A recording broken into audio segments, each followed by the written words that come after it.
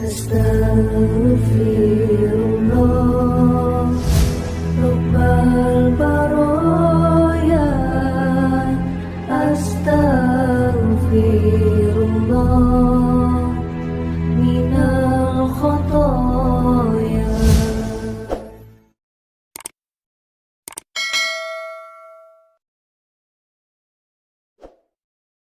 Assalamualaikum warahmatullahi wabarakatuh. Bismillahirrahmanirrahim. Alhamdulillahirabbil alamin. La haula wala quwata illa billahil aliyyil azim. Ma ba'du. Terima kasih Mas Beken yang telah mengawali opening ini. Saya tinggal melanjutkan saja ya. Jadi selamat berjumpa kembali di live streaming acara rutin tiap malam Jumat di Padepokan Patrap. Tempo hari kita mendapat satu materi tentang positioning dalam menerima yang disampaikan oleh Pak Pur yang saya upload di YouTube Bejo SA Channel, di mana di situ dijelaskan bahwa menerima itu hal yang mudah ya. Tanpa kita berusaha menerima, sebenarnya kita dapat menerima. Itu caranya gimana? Caranya dengan positioning. Ya. Caranya dengan menyesuaikan penyelarasan. Ya. Penyelarasan. Jadi dengan menurunkan keinginan sesuai dengan level kondisi kita saat itu. Nah, kemarin dicontohkan, misalnya kita menginginkan kopi manis, tetapi yang ada kopi pahit. Ya. Kalau kita tidak bisa menerima kopi pahit itu, maka kita akan stres, kita nggak puas, wah kopinya nggak enak. Tetapi kalau kita bisa menurunkan keinginan kita sampai pada level kopi pahit, artinya oke lah, saya tidak lagi berharap kopi manis, tapi apa yang ada? Ya, apa yang ada? Yang ada kopi pahit, ya mari kita nikmati kopi pahit itu. Insya Allah kita bisa menikmati. Dalam hal makan dan minum, ya, makan dan minum. Jadi saya cuman sharing pengalaman saya saja. Kita ini terbiasa mencaci maki makanan, mengkritisi makanan. Jadi kalau kita dihadapkan pada makanan di restoran, pada saat bertamu, pada saat jamuan makan, ada saja yang kita caci maki, kurang ini, kurang itu. Kebanyakan ini, kebanyakan itu. Mestinya gini, mestinya gitu. Nah, itu. Nah, kebiasaan ini, kebiasaan mencaci maki makanan. Ini bukan ajaran Rasulullah. Ya. Jadi bagaimana agar kita bisa menerima? Jangan berharap makanan yang macam-macam. Turunkan selera. Ya. Turunkan selera. Hilangkan ekspektasi. Ya. Terima apa yang ada. Jadi nolkan keinginan tentang selera. Nolkan. Nol serendah-rendahnya. Saya bertahun-tahun latihan itu, sehingga pada waktu itu teman saya bertanya, Pak Jen, saya lihat sampai ini mangan opoe kok enak eram. Ya, jadi makan apa saja, enak lahap. Karena waktu itu saya sering pergi ke daerah-daerah yang makanannya itu aneh-aneh, tidak sesuai dengan selera. Sedangkan ketika teman saya nggak doyan makan, saya lahap saja. Kenapa bisa terjadi seperti itu? Karena saya menurunkan selera saya, turunkan selera saya. Jadi saya tidak mengharapkan makanan yang apapun. Saya hanya berpikir makanan yang paling enak adalah makanan yang ada di hadapan saya. Ini. Nah, ini adalah proses menerima. tentang makanan saja. Ini proses menerima. Jadi menurunkan selera, menurunkan keinginan sampai pada titik nol sesuai dengan fakta makanan yang kita hadapi. Sehingga apa? Kalau kita bisa menurunkan itu, maka makanan yang di depan kita itu nikmat sekali. Ya. Akhirnya saya makan dengan sate, soto, makan tempe, atau makan nasi dengan kecap, nasi dengan garam, dengan kerupuk, atau makanan mewah, itu sama, Pak. Sama.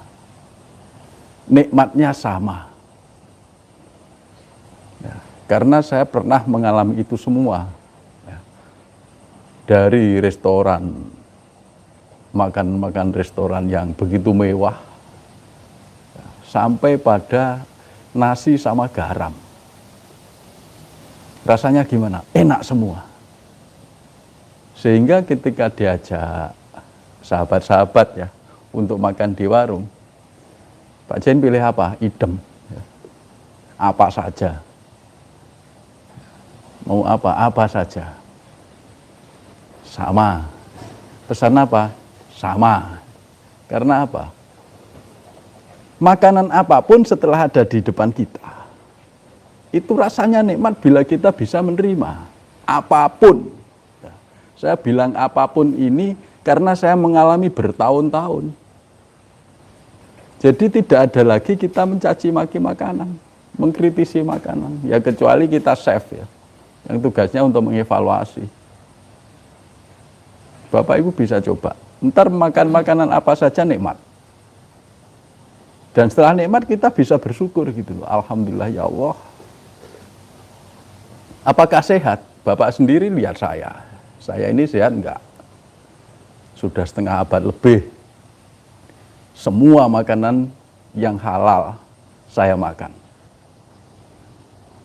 Nah ini kedahsyatan dari proses menerima. Ketika kita bisa menghilangkan ekspektasi, kita bisa mengenolkan keinginan, kita bisa menurunkan selera sesuai dengan kondisi saat ini, di sini. Akhirnya kita makan apapun enak. Enak. Bahkan nasi-nasi saja anget itu enak. Apakah sehat? Insya Allah sehat. Yang penting kita bersyukur. Yang penting tidak lupa doanya. Doa itu yang sungguh-sungguh ya. Walaupun kita mungkin tidak berdoa secara silatun ke Allah ya. Tapi walaupun 1 detik, 2 detik sempatkan untuk silatun kemudian doa.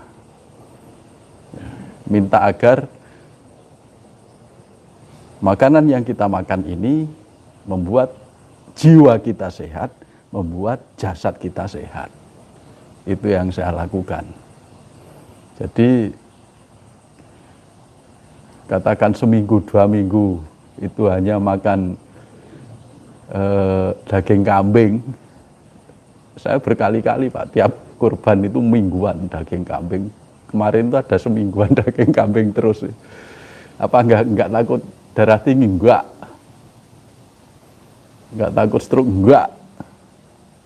Jadi tidak ada yang ditakutkan. Karena apa? Karena kita sudah bermunajat pada Allah pada saat makan, ini mohon untuk diberikan kesehatan. Bisa dibiasakan. Nah ini contoh makanan. Ya. Nah, hal ini bisa diterapkan pada hal apapun. Tidak ada makanan saja. Tidak hanya makanan saja. Jadi ketika kita tidak mengharapkan sesuatu, kita tidak memasang ekspektasi yang tinggi, ketika kita menghadapi situasi apa adanya, nolkan keinginan. Nolkan keinginan, sesuai dengan fakta pada saat kita mengenolkan keinginan itu. Ya, sesuaikan. Ya. Tentang mobil, tentang pekerjaan, tentang apapun. Menerima dulu.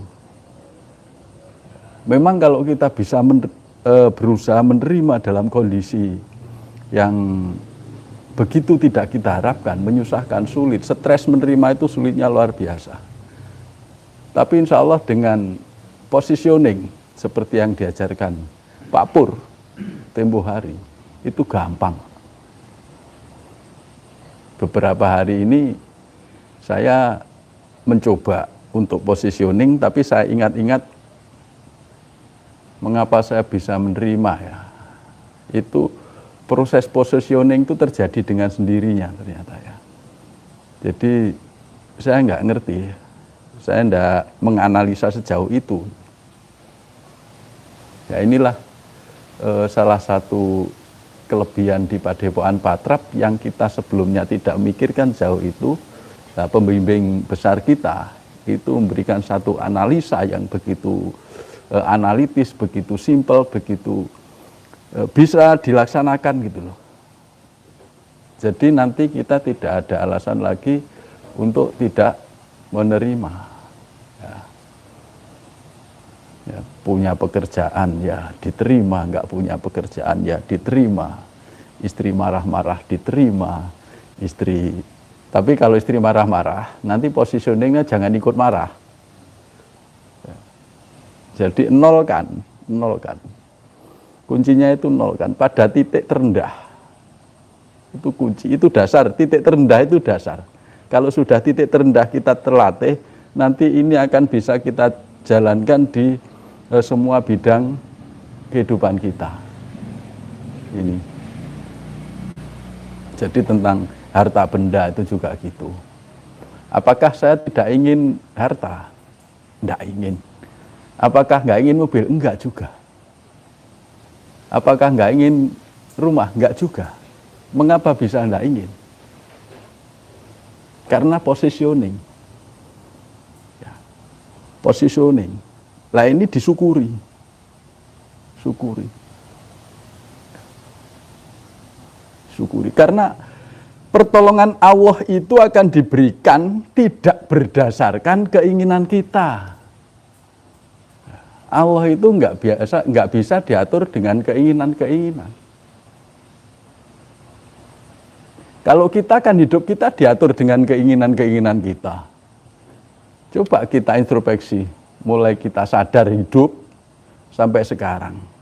Kita selalu diatur oleh keinginan-keinginan kita. Sehingga yang terjadi apa?